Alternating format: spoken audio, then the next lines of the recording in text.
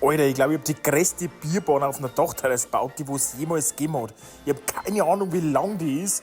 Aber naja, erst einmal, es hat ja brutal geschnitten, wie wir alle wissen. Also es war nimmer normal, wie viel Schnee wir da an der Dachterrasse gehabt haben. Ich habe dann erst einmal beim Bushäusl vorne alles freigerammt, dann habe ich hinten alles freigerammt, dann habe ich so ein Bau, also ja, so ein Burg gebaut, das war einfach richtig schwer. So, die Mauer noch schön hin da und dann meine ich, das muss irgendwie leichter gehen.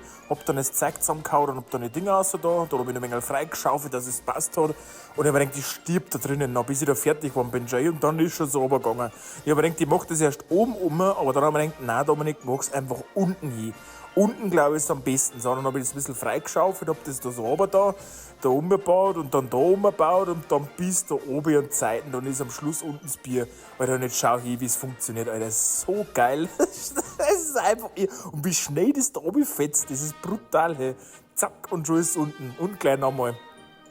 Und wenn du noch mehr weißt, Alter, wie